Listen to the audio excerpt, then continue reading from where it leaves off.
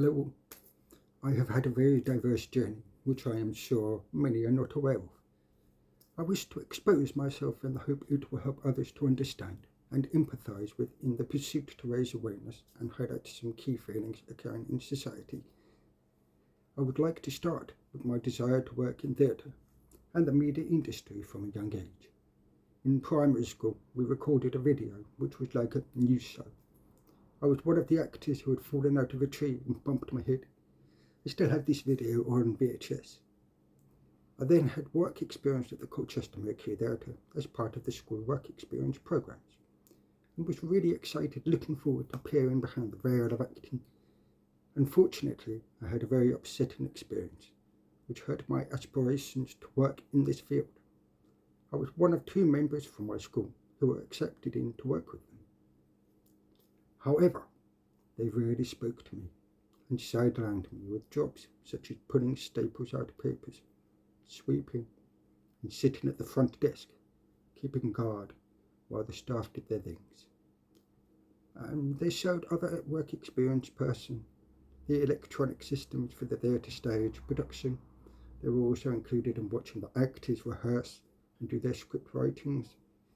So my inclusion into the acting world was that of a disheartening and destructive experience to my confidence in pursuing that field. Luckily, I took part in an inclusive summer acting school in Cambridge, which provided me with opportunities that I had missed out on in hearing environment. Working with both hearing and deaf enthusiasts, which broadened my vision in what was possible. This was crucial in my understanding of how society worked. What one person's closed mentalities is not reciprocated nor adopted by all people.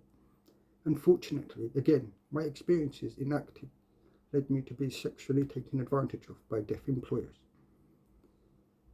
So this fueled my desire to engage in all sorts of further opportunities in life. In breaking those barriers, I decided to change careers.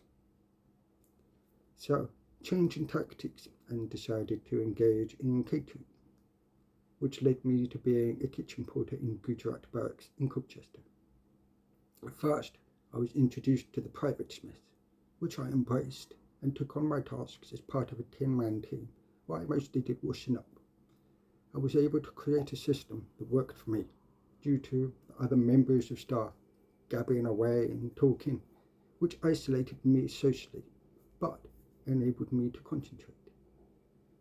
After a while, I was recognised by the boss, and he took me out and moved me to the office as mess, which was a completely different world. The standards were far higher, and I was part of a 2-man team that took in turns weekly to ensure the fluidity and cleanliness of my workspace, responsible for the maintenance and cleaning of deep fat fryer, grill, hobs, potato peeler, as well as all the cooking equipment and utensils used by the chefs. I also had to clean the items used by the clients, who were inexperienced in themselves. I understood why they appreciated a deaf guy working in those roles. It enabled them to discuss their military experiences and plans. These guys were the elite of the army, who were highly decorated, being sent into some of the worst wars our country has engaged in, which were a lot. And over time, I came to recognise the hierarchy of the murderous and underhanded strategies that the army adopted in achieving their goals. I was serving under majors, corporals, generals, and colonels. These were guys that knew the inner workings of governmental and military strategies employed worldwide. Well, upon trying to work up and become a chef, I was told that was not possible because I was deaf. Communication was important in the kitchen, which I already knew and was prepared for to move forwards. And sadly, they were dismissive, and I felt my dream once again collapse under the lack of understanding of my employers. So I decided to change careers. This was achieved by me having appointments with my local disability employment advisor at the job centre, which resulted in him asking me, "What is my last name?" I replied, gardener. His response was, "Do you want to do a gardening course?" I agreed and was sent to a disabilities college in Leatherhead, Queen Elizabeth's Training Foundation. I worked alongside people of varying disability, cognitive, mental and physical. This was a valuable experience for me, as I would assist others in their requirements while also tackling my own responsibilities.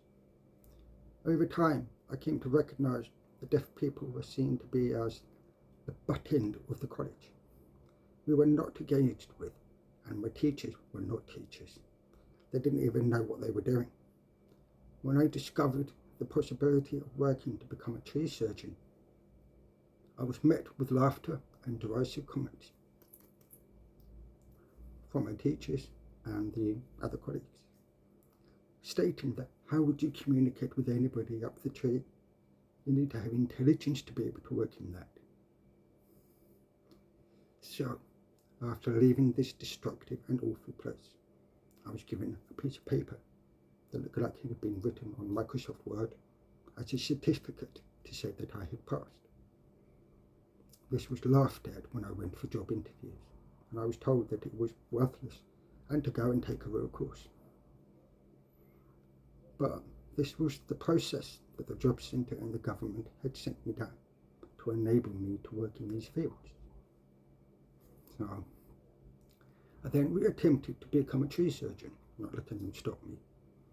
I attended Meristwood, which was a highly respected college that worked in many fields, including tree surgery.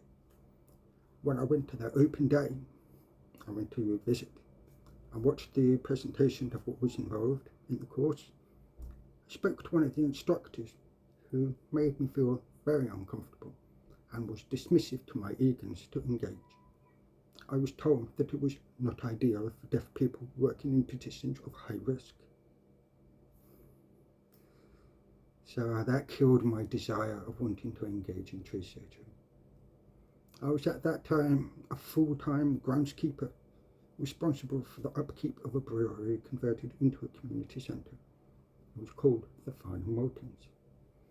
I did enjoy this job, and I know that my work was appreciated.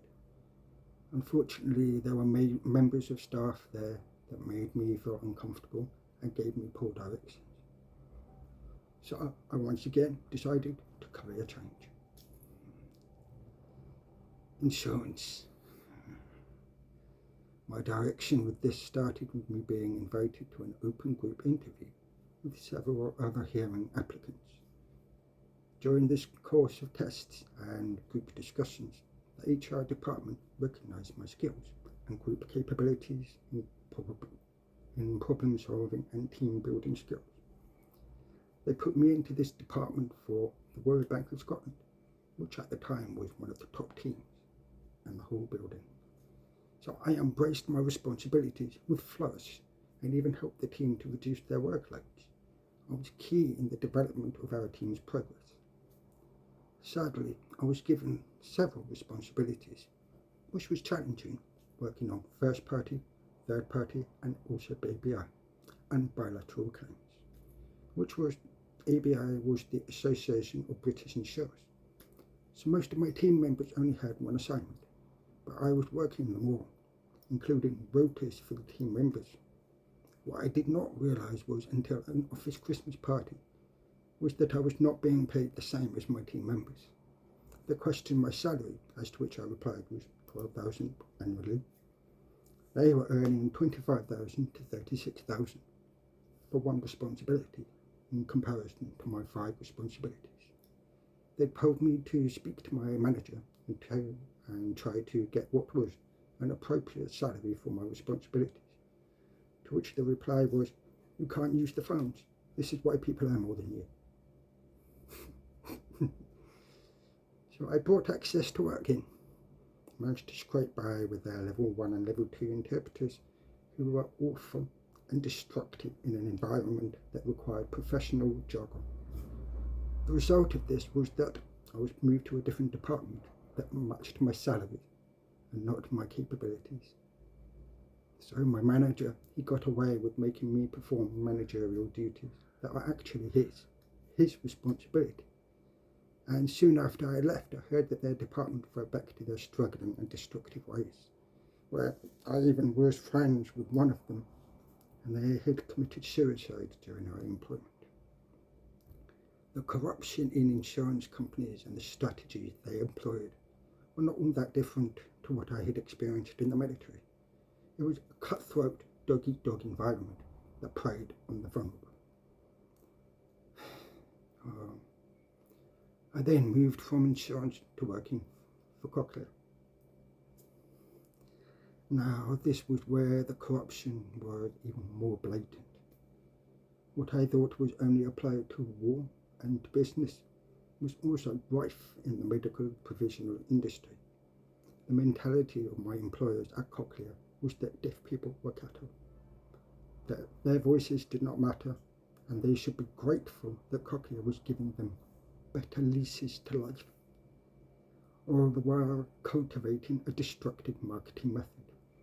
They were preying on those who had no understanding of deaf culture, didn't want to know what deaf culture was, because they marketed using vulnerability, which I can appreciate for those who are more deafened over time and had hearing loss. So people who were born deaf that had hearing parents were their targets. They wanted nothing to do with the deaf community, and I would explain why.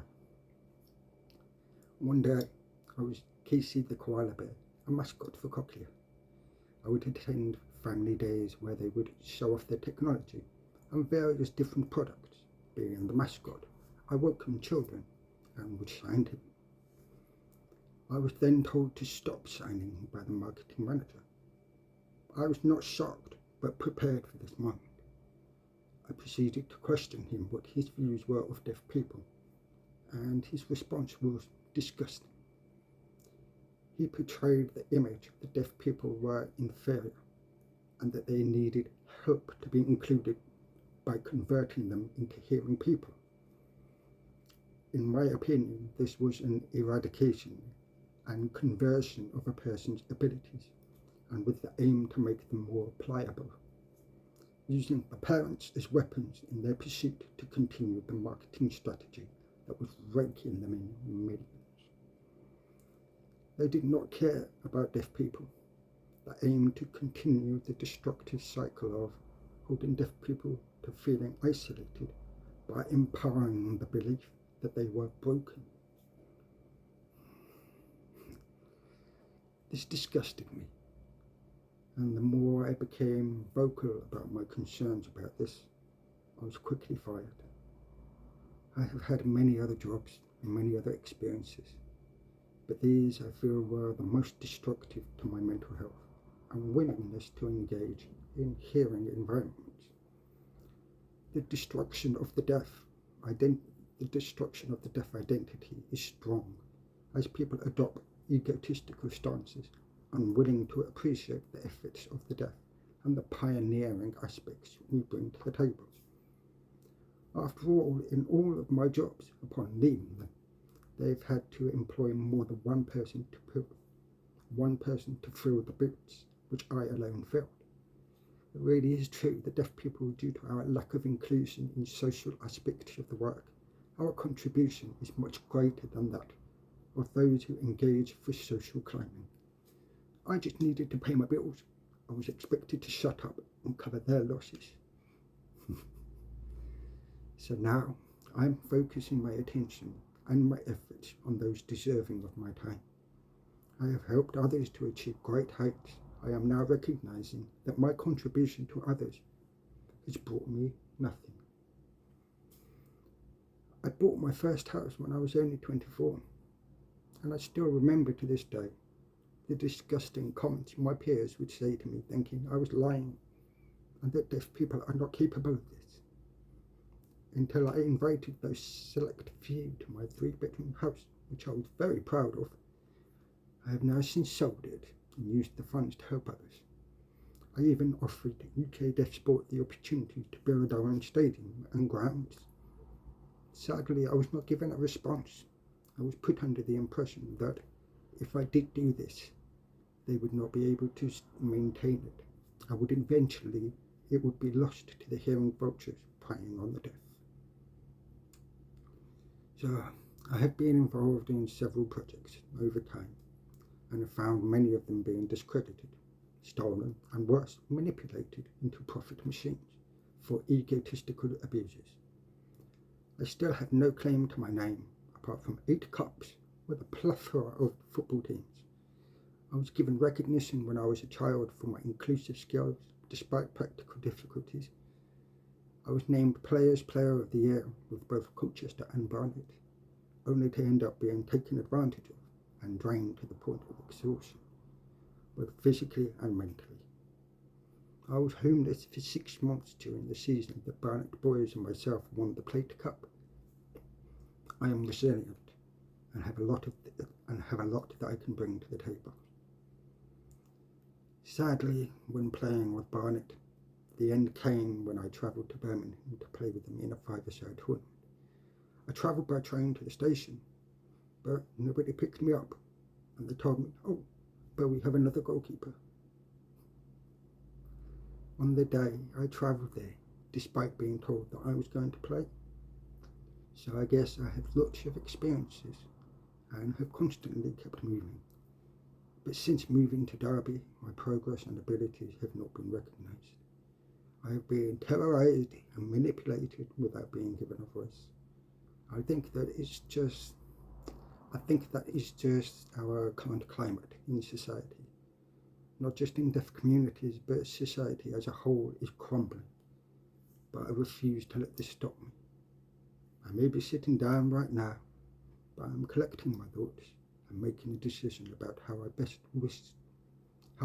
wish to proceed and the new direction that I want to take. I try to engage in mental health well-being here in Derby, but it's being sabotaged by people's destructive mentalities. I have found that setting up a male mental health well-being group in a town such as Derby would not be constructive while there are still people engaging in destructive methods to hold others down and in their manipulative and harmful methods. I recognise the need for societal change, but I cannot do this alone. This is something that everybody needs to take accountability for. Advocating for deaf representation in a constructive and transformative way. In a direction, it is something we learn. Advocating for deaf representation in a constructive and transformative direction is something we all need to take responsibility for.